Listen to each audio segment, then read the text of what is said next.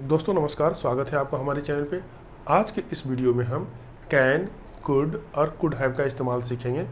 अलग अलग परिस्थितियों में अलग अलग सेंस के साथ इसका इस्तेमाल होता है। तो इस वीडियो में हम ये देखेंगे कि कैन, कुड, कुड हैव का इस्तेमाल अलग अलग परिस्थितियों में किस प्रकार से होता है।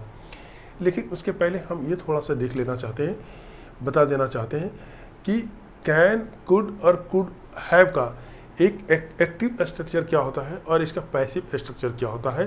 बस थोड़ी सी जानकारी इस पर दे देने के बाद हम इसके सभी इस्तेमाल को सीखेंगे।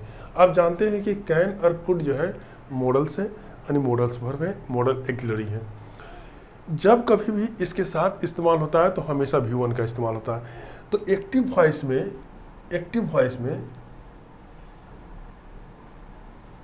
वॉइस में इसका जो स्ट्रक्चर होगा कैन कुड के साथ, कैन कुड प्लस V1। जब कभी भी एक्टिव वॉइस में ये इस्तेमाल होगा तो कैन कुड के साथ हमेशा V1 आता है। कुछ एग्जांपल्स लेते हैं। You can do this work, you can read English, I can go there. तो इन सारे एग्जांपल्स में कैन के बाद V1 का इस्तेमाल हुआ है। और हमें पता है कि कुड जो है कैन का पास्ट है, तो पास्ट की घटनाओं को इंडिकेट करने के लिए कुड का इस्तेमाल करते हैं। तो कुड के साथ भी V1 का ही इस्तेमाल करेंगे। He could learn English when he was in England. जब वो इंग्लैंड में था तो अंग्रेजी सीख सकता था। He could steel my bag. वह मेरा बैग चुरा सकता था। जब कैन और कुड को पैसिव वॉइस में इस्तेमाल करते हैं तो पैसिव में इसका फॉर्म हो जाता है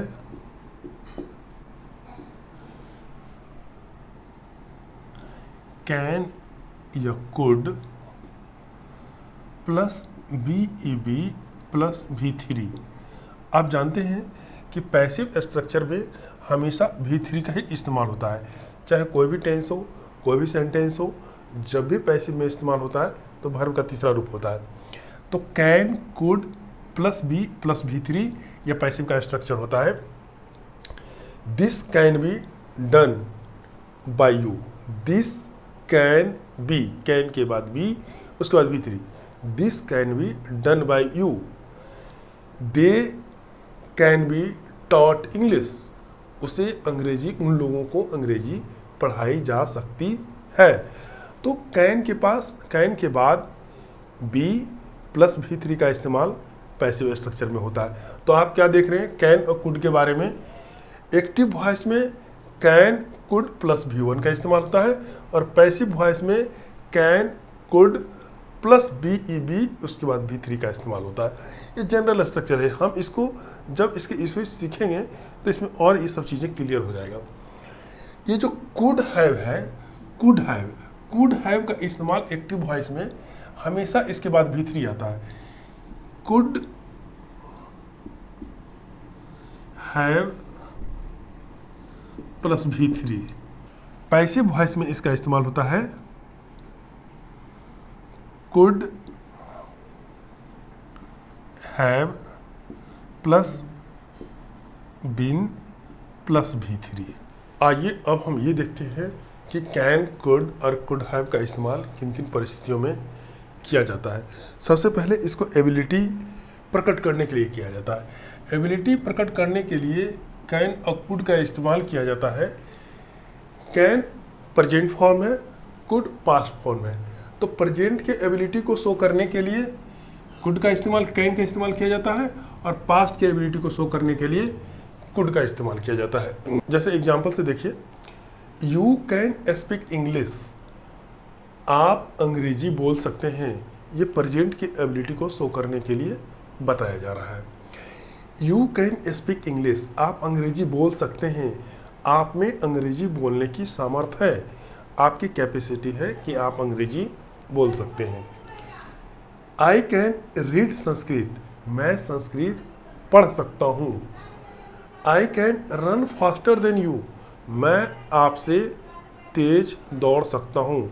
ये एबिलिटी को शो करने के लिए हम कैन का इस्तेमाल प्रेजेंट में करते हैं। हम पास्ट के एबिलिटी को शो करने के लिए कुड का इस्तेमाल कर सकते हैं।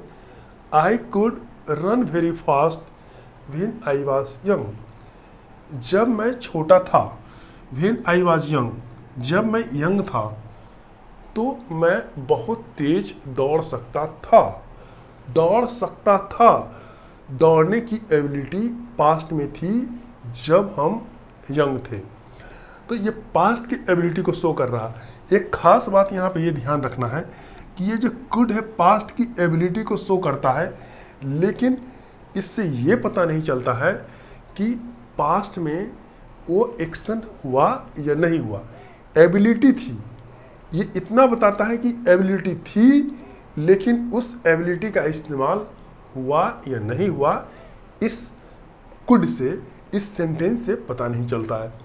I could run very fast, मैं बहुत तेज दौड़ सकता था जब मैं यंग था। अब यंग था तो तेज दौड़ सकता था, तेज दौड़ा या नहीं दौड़ा इस सेंटेंस से पता नहीं चलता। तो ऐसे सेंटेंस में जब हमें ये कहना हो, इस तरह की बात कहना हो कि मैं दौड़ सका, मतलब जो हमारी एबिलिटी थी उसका हमने इस्तेमाल किया, तो इसमें हमको इस तरह का सेंटेंस बना करके इस्तेमाल करना चाहिए। He was able to run very fast, वह बहुत तेज दौड़ सका, वह दौड़ने का काम संपन्न कर चुका, पास्ट में अपने एबिलिटी का इस्तेमाल किया। उसी तरह से दूसरा वाक्य लिखिए, he could beat him alone, वह उसे अकेले पीट सकता था। वह उसे अकेले पीट सकता था। He could beat him alone, लेकिन इससे ये पता नहीं चलता है कि पीट तो सकता था, एबिलिटी थी, उसकी क्षमता थी कि वो उसे अकेले पीट दे, लेकिन पीटा या नहीं पीटा इससे पता नहीं चलता। जब हमको ये कहना हो कि वह पीट सका तो हम इसका इस्तेमाल इस तरीके से करेंगे, सेंटेंस बनाएंगे, he was able to beat him alone. He was able to मतलब वो अकेले उसे पीट सका।